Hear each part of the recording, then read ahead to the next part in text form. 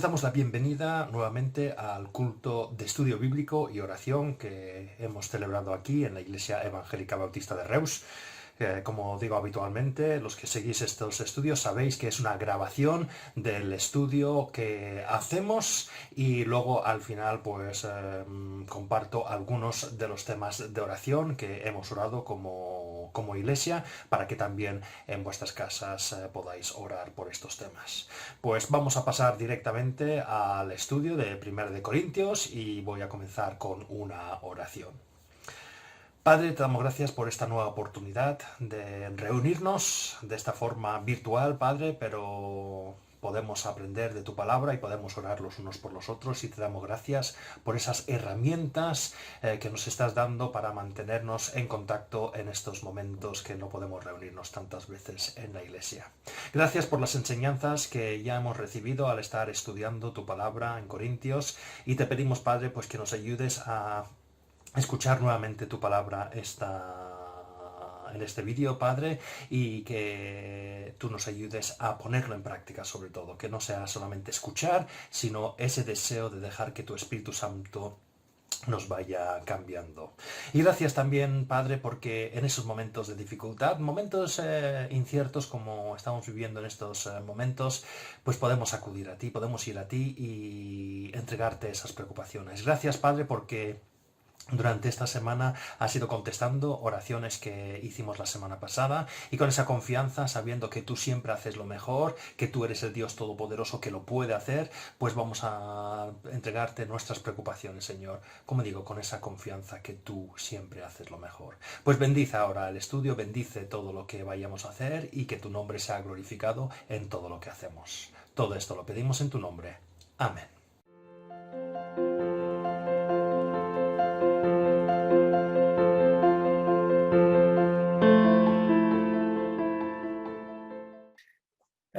Seguimos con nuestros estudios de Primera de Corintios, capítulo 10, y los que estáis siguiendo el estudio sabéis que estamos en los versículos del 14 al 22, y voy a leer estos versículos otra vez, aunque ya hemos estudiado algunos de estos versículos, pero vamos a leerlos todos para centrar el estudio. Dice así, Primera de Corintios, capítulo 10, y el versículo 14, dice: por tanto, mis queridos hermanos, huid de la idolatría. Me dirijo a personas sensatas. Juzgad vosotros mismos lo que digo. Esa copa de bendición por la cual damos gracias no significa que entramos en comunión con la sangre de Cristo. Ese pan que partimos no significa que entramos en comunión con el cuerpo de Cristo. Hay un solo pan del cual todos participamos. Por eso, aunque somos muchos, formamos un solo cuerpo. Considerad al pueblo de Israel como tal. ¿No entran en comunión con el altar los que comen de lo sacrificado? ¿Qué quiero decir con esta comparación? ¿Que el sacrificio que los gentiles ofrecen a los ídolos sea algo, o que el ídolo mismo sea algo? No, sino que cuando ellos ofrecen sacrificios, lo hacen para los demonios, no para Dios. Y no quiero que vosotros entréis en comunión con los demonios. No podéis beber de la copa del Señor y también de la copa de los demonios. No podéis participar de la mesa del Señor y también de la mesa de los demonios. ¿O vamos a provocar a celos al Señor? ¿Somos acaso más fuertes que Él? Y como ya llevamos bastante tiempo, estamos en esta sección que habla de la carne sacrificada a los ídolos. Recordemos que Pablo, sobre todo en este capítulo 10, está hablando a un grupo de personas que son conocidos como los corintios fuertes, los que tenían claro que los ídolos no son nada, así que si una carne o algún animal había sido sacrificado a un ídolo, como el ídolo no es nada, no afectaba esa carne para nada. Y Pablo, ya habíamos visto, el Señor por Pablo, había dejado claro que es verdad, el ídolo no es nada. Pero estos cristianos fuertes, que se conocen, los corintios fuertes, se estaban volviendo arrogantes y estaban llevando esto más allá. Estaban diciendo, pues si el ídolo no es nada, pues si vamos a comer a esas salas que hay al lado del templo, que hacen función de restaurantes y sencillamente nos han invitado a comer ahí para celebrar el cumpleaños de mi vecino o sus bodas de oro o lo que sea, pues tampoco pasa nada. Y también vimos que dependiendo de la situación, pues también podría ser. Pero ya lo estaban llevando a un paso aún más allá y decían, pues si el ídolo no es nada, podemos ir incluso a participar en el culto que se celebra a los ídolos en los templos. Y ahí Pablo había dicho, oye, no, aquí ya no podemos pasar por ahí, y por eso había dicho que huyeran de la idolatría que hemos visto en el versículo 14. Y lo que ha estado haciendo desde entonces es comparar lo que es la Santa Cena y lo que significa la Santa Cena con lo que es el culto a los ídolos, el culto pagano, y lo que significa ese culto. Y llevamos un par de semanas que hemos estado mirando, sobre todo los versículos 16 al 17, que hemos estado viendo lo que es la Santa Cena. ¿Qué significado tiene la Santa Cena? ¿Qué estamos proclamando cuando celebramos la Santa Cena? Y eso ya lo acabamos la semana pasada en el versículo 17. Y a partir del versículo 18 hasta el versículo 22, Pablo ahora va a hablar de lo que significa el culto a los ídolos. Y como vamos a ver, la conclusión lógica es que no tienen nada en común el culto que celebramos en la iglesia, lo que proclamamos en la Santa Cena, y el culto a los ídolos. Y es ilógico participar en ambas cosas. Y eso, con la ayuda del Señor, vamos a acabar esta sección hoy. Vamos a hacer hasta el versículo 22. Y ya habremos acabado esta sección acerca de la advertencia contra la idolatría. Entonces, vamos al versículo 18. Dice, después de haber hablado de lo que significa la Santa Cena, que es lo que hemos estado viendo en las últimas semanas, llegamos al versículo 18 que dice, considerad al pueblo de Israel como tal. No entran en comunión con el altar los que comen de lo sacrificado.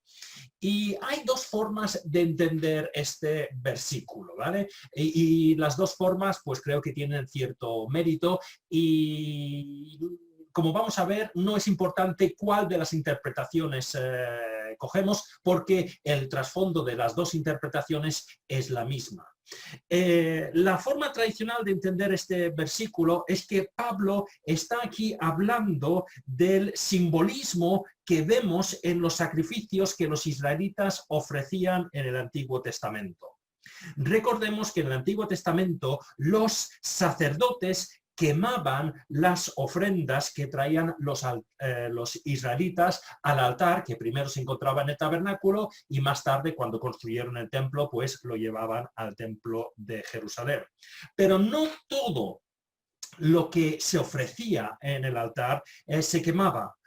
Parte de ese sacrificio era, una parte era comida por los mismos sacerdotes. Si vamos a Levítico capítulo 7 y el versículo 34, Dios dice lo siguiente: porque de los sacrificios de comunión que ofrecen los israelitas, yo he tomado el pecho mecido y el muslo para dárselos como contribución al sacerdote Aarón y a sus hijos. Este será un estatuto perpetuo entre los israelitas. Y obviamente había un lado práctico a lo que estaba diciendo Dios aquí. Los sacerdotes, Aarón y sus hijos, se dedicaban por completo a trabajar en el templo. Ellos no podían trabajar ni sus campos ni su ganado, entonces no podían proveerse de comida. Así que de una forma práctica, Dios decía, de una parte del sacrificio se queda el sacerdote para su propia manutención. Y esto ya lo vimos cuando estábamos hablando del sostenimiento pastoral en el capítulo anterior, 1 de Corintios 9:13, Pablo dice, no sabéis que los que sirven en el templo reciben su alimento del templo y que los que atienden al altar participan de lo que se ofrece en el altar. Así que el Señor está siendo práctico aquí y diciendo, oye, como están trabajando todo el día en el templo, también tienen derecho a comer, así que parte de lo que se trae al templo para el sacrificio se lo pueden quedar los sacerdotes para comer. Pero no solamente era una cosa práctica, sino también había un símbolo en eso. Los sacerdotes, al comer, al participar de estos sacrificios, indicaban de una forma simbólica que ellos participaban en las bendiciones que simbolizaban esos sacrificios. Hay muchos sacrificios o diferentes tipos de sacrificios que se hacían en el Antiguo Testamento, pero ya hemos dicho que apuntaban a lo que iba a hacer Jesús en la cruz, que iba a tomar nuestro lugar, morir para nosotros, limpiarnos de nuestros pecados y restablecer esa relación entre nosotros y Dios. Entonces, los sacerdotes al comer, igual que nosotros comemos de la Santa Cena, como vimos hace unas semanas, al comer de lo sacrificado, ellos estaban diciendo, participamos en las bendiciones, en ese perdón de pecados que simboliza ese sacrificio. Y como los sacerdotes eran representantes, representaban al pueblo ante Dios, pues también simbolizaba que todo el pueblo participaba en esas bendiciones. Entonces, ese es el primer significado principal que vemos de 1 Corintios 10, 18. Ellos al comer de lo sacrificado, pues participaban en ese perdón, en esas bendiciones. Pero el comentarista que yo estoy siguiendo, Hendrickson, también dice que puede haber una segunda idea en este versículo, porque realmente en todo este capítulo Pablo ha estado hablando de comportamientos incorrectos de los israelitas cuando comenzaron a idolatrar. Y Hendrickson dice, y creo que también puede tener razón aquí, que no solamente se está refiriendo que participaban en las bendiciones buenas de un culto con Dios, sino que cuando caían en la idolatría, que vemos que caen en la idolatría, comenzaban también a participar en lo que significaba ese culto a los ídolos. Y todas las cosas, obviamente no bendiciones, sino las cosas negativas que había en la idolatría. Si os acordáis, en 1 Corintios 10:7, Pablo había hablado de la idolatría de Israel. No seáis idólatras, dijo, como lo fueron algunos de ellos, según está escrito. Se sentó el pueblo a comer y a beber y se entregó al desenfreno. Y cuando estudiamos este versículo, recordamos que hacía referencia al becerro de oro. ¿Vale? Cuando Moisés ya llevaba mucho tiempo en el monte hablando con Dios, pues el pueblo comenzó a pensar, oye, este Moisés nos ha abandonado, no sabemos lo que ha pasado, Aarón, haznos un Dios nuevo o dioses nuevos que nos guíen. Y hicieron el becerro de oro y participaron en culto a ese becerro. Éxodo 32, versículo 6. En efecto, el día siguiente los israelitas madrugaron y presentaron holocaustos y sacrificios de comunión.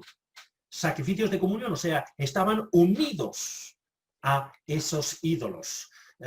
Y a lo que significaba ese ídolo. Luego el pueblo se sentó a comer, entendemos, como era habitual, comieron de parte de lo sacrificado a los ídolos y a beber y se entregó al desenfreno. Así que este versículo 18 puede estar refiriéndose tanto a las bendiciones buenas que recibían de estar en comunión correcta con el Señor y también los problemas que causaba estar en idolatría, en comunión con los dioses falsos. Pero como digo, al fin y al cabo, el trasfondo es el mismo. Estar en comunión con Dios o con los ídolos, pues tiene unas consecuencias.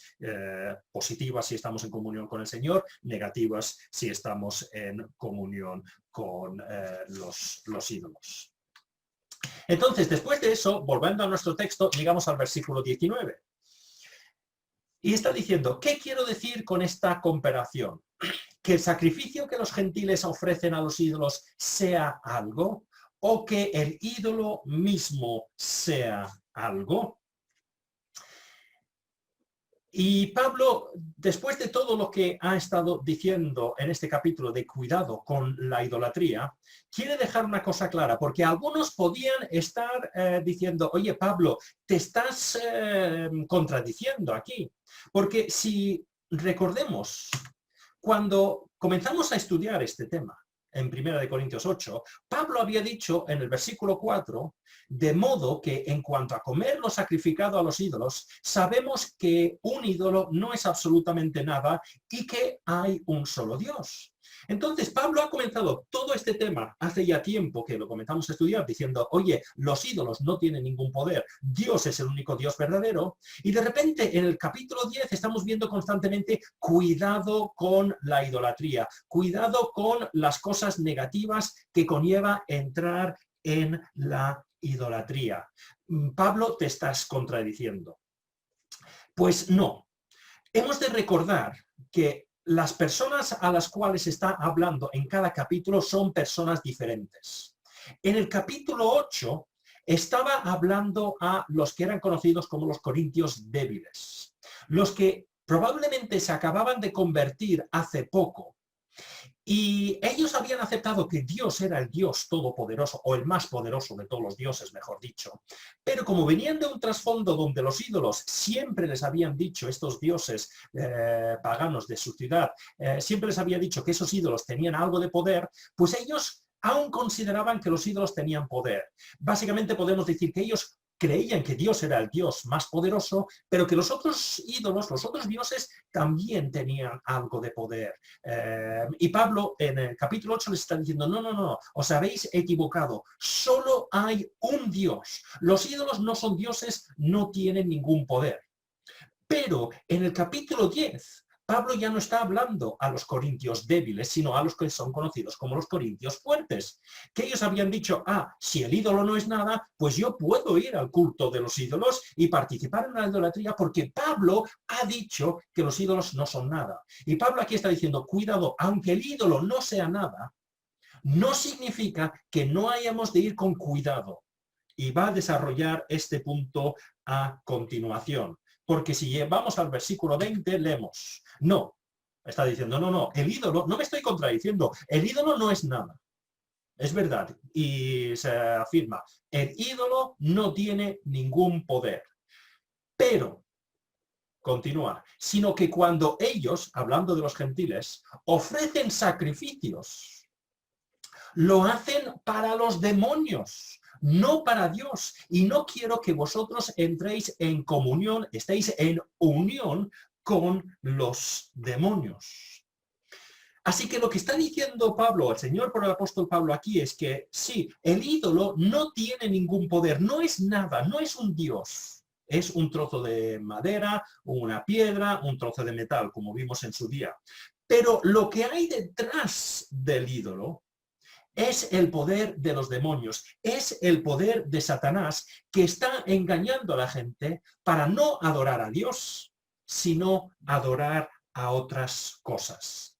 Y esta realidad que la idolatría, aunque los ídolos no sean nada, detrás de la idolatría está el poder de Satanás, se ve en otros versículos. Deuteronomio capítulo 32 y los versículos del 15 al 18 leemos lo siguiente.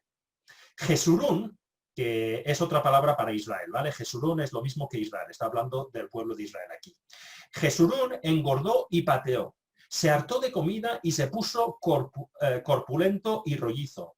Abandonó al Dios que le dio vida y rechazó a la roca su Salvador. Lo provocó a celos con dioses extraños y lo hizo enojar con sus ídolos detestables. Ofreció sacrificios a los demonios, que no son Dios, dioses que no había conocido, dioses recién aparecidos, dioses no honrados por sus padres. Desertaste de la roca que te engendró, olvidaste al Dios que te dio vida. Y es interesante que aquí, que al final del versículo 16 habla de ídolos detestables, y el versículo 17 dice, esos ídolos es ofrecer sacrificios a los demonios. Lo que el Señor está dejando claro aquí por el apóstol Pablo y también en Deuteronomio es que no hay un terreno neutral en la vida espiritual. Ante Dios tenemos dos opciones en esta vida. ¿Adoramos a Dios o adoramos a otra cosa? Pero esa otra cosa, aunque no tenga poder como tal, está puesto por Satanás para llevarnos lejos de Dios. Tenemos dos opciones. O servimos a Dios o servimos al pecado. Romanos capítulo 6 y el versículo 15 leemos lo siguiente. Entonces, ¿qué? ¿Vamos a pecar porque no estamos ya bajo la ley, sino bajo la gracia? De ninguna manera. ¿Acaso no sabéis que cuando os entregáis a alguien para obedecerlo, sois esclavos de aquel a quien obedecéis? Claro que lo sois, ya sea del pecado que lleva a la muerte o de la obediencia que lleva a justicia. Pero gracias a Dios que aunque antes erais esclavos del pecado, ya os habéis sometido de corazón a la enseñanza que os fue transmitida. En efecto, habiendo sido liberados del pecado, ahora sois esclavos de la justicia. Y solo quiero resaltar aquí el versículo 16. Vais a ser siervos de alguien, vais a ser esclavos de alguien. O sois esclavos de la justicia de Dios, o sois esclavos del pecado. No hay un término medio diciendo, bueno, yo ni uno ni el otro. No, no, no. Es que en esta vida hay dos opciones. O un camino o el otro. Y esto lo debemos tener en cuenta hoy en día, sobre todo los cristianos. Porque hay muchas formas de idolatría en este mundo. No hace falta que vayamos a templos para idolatrar. Podemos idolatrar a una persona o incluso a nosotros mismos.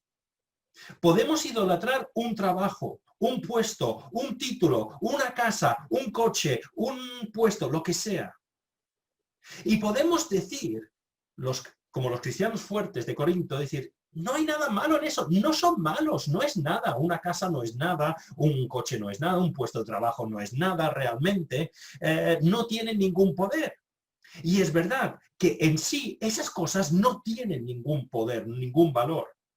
Pero el momento que los ponemos en el puesto de Dios, entonces siguen siendo un trabajo, pero lo que hay detrás es Satanás intentando engañarnos para hacer cosas a su manera y alejarnos de Dios.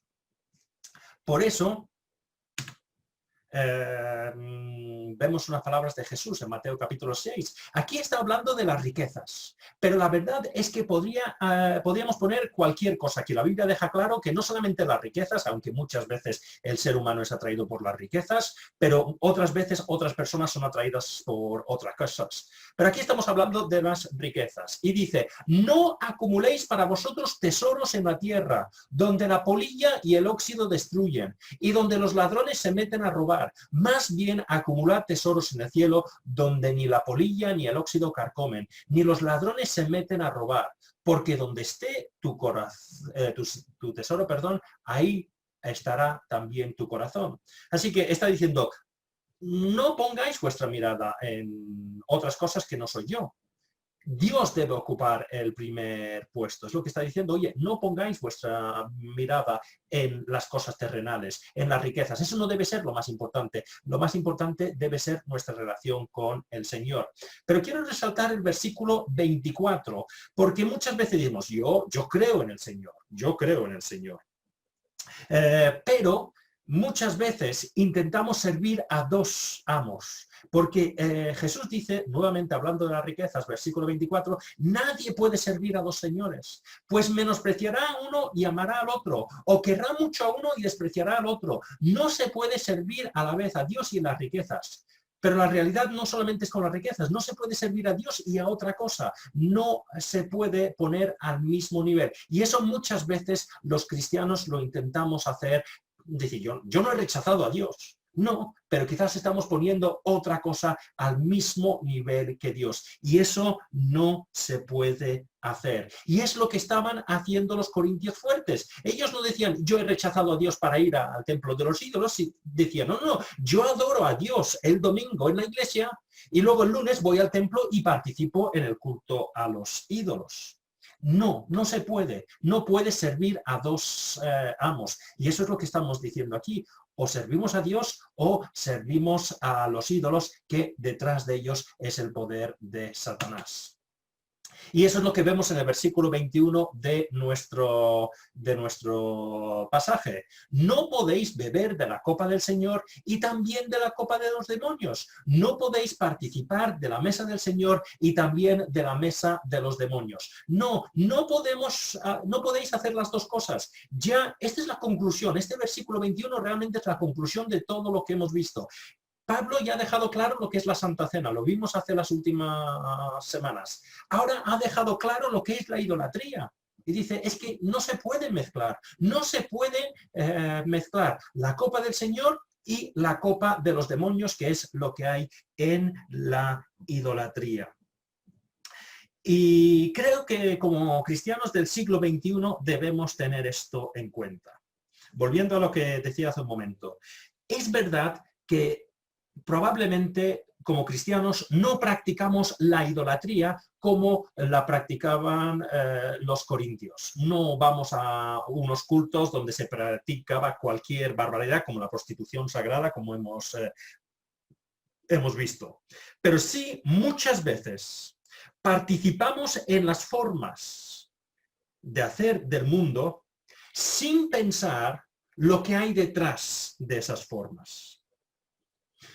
Lo que estoy intentando decir es que el momento que nuestros deseos, nuestras formas de actuar, lo que vemos en la televisión o en internet, lo que leemos, nuestra forma de hablar, nuestra visión, digamos, de las cosas, sea igual que el mundo, estamos intentando participar en dos cosas. Estamos intentando tener un pie en la iglesia el fin de semana, el domingo, como hacían los corintios que iban a la día, y el resto de la semana tener un pie en el mundo. Por desgracia, cada vez la iglesia estamos siendo más influenciados por los valores del mundo. Estamos intentando decir, bueno, puedo ser cristiano, pero puedo no ofender al mundo también aceptando sus valores. Como he dicho, tener un pie en la iglesia y un pie dentro del mundo. Y si estamos así, creo que tenemos que hacernos la misma pregunta que Elías, el profeta Elías, hizo a Israel una vez. Israel en tiempos de Elías no habían rechazado a Dios, sino que habían puesto otros dioses con Dios. Decían, oye, yo no tengo ningún problema, el sábado yo llevo el sacrificio a Dios. Y como es su día, yo adoro a Dios el sábado. Ahora, el domingo adoro a Baal. Y el lunes adoro a otro Dios. Entonces no habían rechazado a Dios, pero querían estar en todos sitios a la vez. Y un día se reúnen Elías con los profetas de Baal y todo el pueblo de Israel y leemos lo siguiente. Primer libro de Reyes, capítulo 18 y el versículo 20. Acab convocó en el monte Carmelo a todos los israelitas y los profetas. Elías se presentó ante el pueblo y dijo, ¿hasta cuándo vais a seguir indecisos? Si el Dios verdadero es el Señor, debéis seguirlo. Pero si es Baal, seguidle a él. El pueblo no dijo una sola palabra. Elías está siendo sincero aquí, dice, oye, no podéis ser hipócritas. Si creéis que Baal es Dios, seguidle a él. Y si creéis que Jehová o el Señor es Dios, seguidle a él. Pero no podéis estar haciendo las dos cosas. Y muchas veces los cristianos queremos hacer las mismas cosas. Es decir, bueno, sí creo en Dios y proclamo que creo en Él tomando la Santa Cena el domingo, pero luego el resto de la semana quiero participar en lo que hace el mundo y hacer las mismas cosas que hace el mundo, tener los mismos deseos, mismos sueños, mismos objetivos que el mundo. No podemos. Y el Señor por el apóstol Pablo acaba con el versículo 22 con dos cosas, con dos preguntas. Dice, ¿vamos a provocar a celos al Señor? Y esa es la primera pregunta. Pablo ha estado diciendo, el Señor por Pablo está diciendo, no podéis tener el pie en dos sitios a la vez. O Dios o los ídolos, pero no se pueden compaginar. Y la Biblia deja claro que Dios quiere una relación íntima y exclusiva.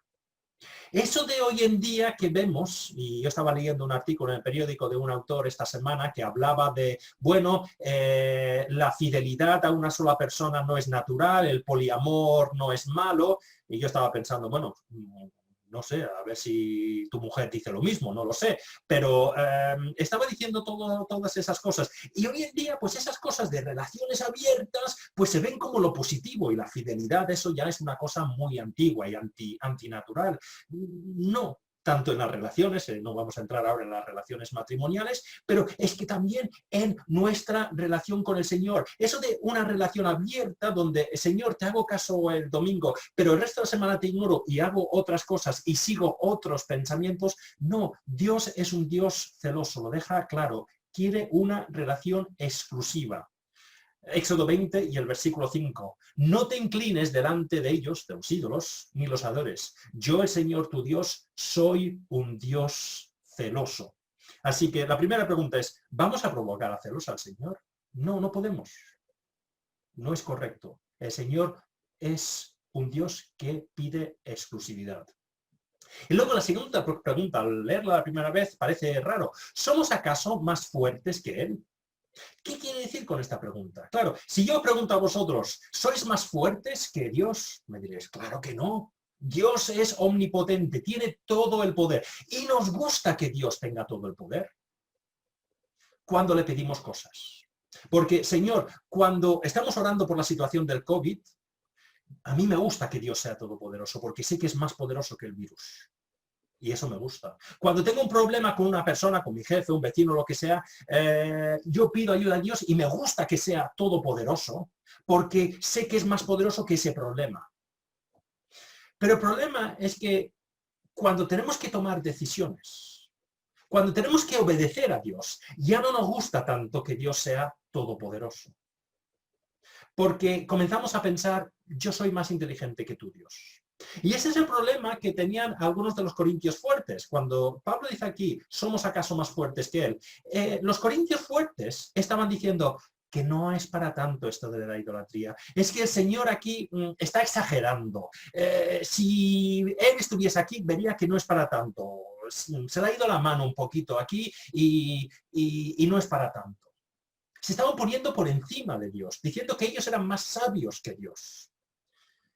Y por eso dice, ¿sois acaso vosotros más fuertes, más sabios que Dios? Y muchas veces los cristianos caemos en este error, porque muchas veces, aunque creemos en un Dios todopoderoso cuando queremos su ayuda, cuando nosotros queremos hacer algo, ya no creemos en un Dios todopoderoso de una forma práctica, porque hacemos las cosas sin preguntarle nada al Señor. Decimos, ¿sabes qué? Lo voy a hacer esto a mi manera. No hace falta preguntarle a Dios, porque yo soy tan espabilado que aquí ya me lo soluciono yo mismo.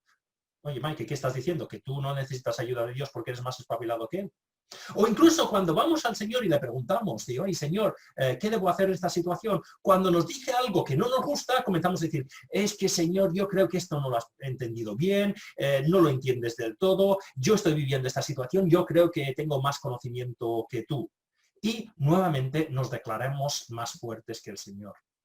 Cuidado, porque lo que no podemos decir es que Dios, cuando necesito tu ayuda, creo en un Dios todopoderoso, pero cuando tengo que hacer algo, ya creo en un Michael todopoderoso y el Señor me puede aconsejar, pero si yo lo veo las cosas de otra forma, los voy a hacer a mi manera. Es totalmente ilógico. Entonces, ya hemos llegado al final de esta sección, donde hemos visto claramente lo que significa la Santa Cena, hemos visto lo que significa el culto a los ídolos y hemos visto que no se puede mezclar. Pues en nuestra vida diaria como cristianos es lo mismo. No podemos tener un pie en la iglesia y el domingo proclamar todo lo que hemos visto en la Santa Cena y luego el resto de la semana vivir como si viviéramos como el resto del mundo, idolatrando lo que ofrece este mundo. No podemos, Dios no acepta rivales y no acepta que nosotros nos creamos más inteligentes que Él y digamos, Señor, esto no es para tanto, creo que estás exagerando. Y luego ya, a partir de la semana que viene, entraremos ya en la última parte. Estamos ya casi acabando la sección de comer la carne sacrificada a los ídolos. Pablo, en los últimos versículos, del versículo 23 hasta el final del capítulo, va a hablar de algunas cosas prácticas, porque quizás algunos habéis pensado, momento, capítulo 8, los ídolos no son nada. Capítulo 10, cuidado con la idolatría. ¿Qué debo hacer? Pues Pablo, usando las verdades que hemos visto en este capítulo, va a presentar algunos ejemplos prácticos que podían vivir los cristianos corintios. ¿Qué pasa si me invitan a comer a casa de mi vecino y la carne sacrificada a los ídolos? ¿Qué pasa si voy al mercadillo y hay carne sacrificada a los ídolos ahí? ¿Qué debemos hacer en esas situaciones prácticas? Y vamos a concluir esta sección con esas consideraciones prácticas de las verdades que hemos visto en los últimos 3 capítulos.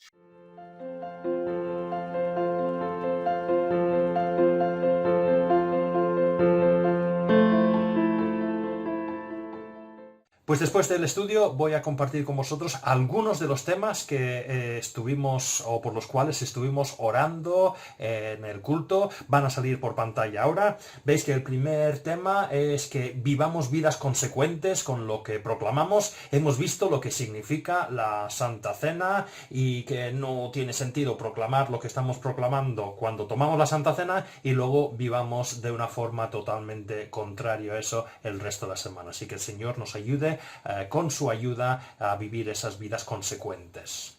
También estamos orando por el sentimiento de iglesia y los cultos. Es una situación un poquito más complicada ahora, no podemos reunirnos tanto, no podemos tener esa relación, esa comunión los unos con los otros tanto, pues que el Señor nos ayude a poder mantener esa comunicación, esa comunión por los cultos presenciales y obviamente pues por estas nuevas tecnologías que estamos utilizando. También pedimos por la evangelización. Nuevamente, como iglesia quizás no podemos hacer eventos como hacíamos antes, pero sí cada uno de nosotros en nuestro lugar de trabajo, en nuestra casa, allá donde estemos, pues podemos pedirle al Señor que nos ayude a compartir el amor que tiene Dios con este mundo a toda la gente que nos rodea. También estamos orando por las obras de la iglesia, estamos en la recta final de esas obras y pedimos al Señor que se lo puedan llevar a cabo este trimestre.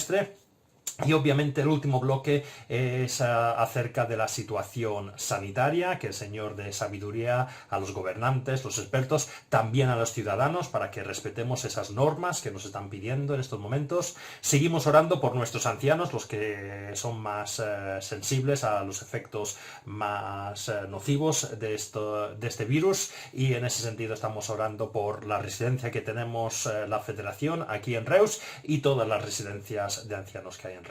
También estamos orando por los enfermos. Con la expansión del virus en las últimas semanas, pues hay muchas personas que conocemos que están sufriendo el virus en este momento y pedimos al Señor que vaya cuidando de ellos, y también estamos dando gracias al Señor por aquellas personas que el Señor ya ha curado. Y también estábamos orando por lo que es el desgaste emocional de la pandemia. Estábamos hablando de que ya llevamos muchos meses, casi un año con esto de la pandemia, y esto tiene un desgaste emocional también. Hay personas obviamente con problemas de salud que tienen la preocupación de qué va a pasar si ellos se infectan. Hay otros que quizás tienen más problemas en la economía, qué va a pasar con su puesto de trabajo. Obviamente hay un desgaste emocional, no solamente físico, sino emocional con lo que estamos viviendo, y estamos pidiendo al Señor que nos dé a nosotros como cristianos fuerzas también emocionales, que estemos cerca de Él para encontrar esa paz y seguridad que solo podemos encontrar cuando estamos cerca de Él, y que de esa forma, al estar cerca del Señor y tener esas fuerzas que solamente Él nos da, pues también podamos ser de consuelo y ayuda a toda la gente que nos rodea. Pues esos son los temas por los cuales estuvimos orando ayer. Vamos a pausar el vídeo para que en vuestras casas podáis tener un tiempo de oración por estos temas, y luego acabaré yo con una última oración.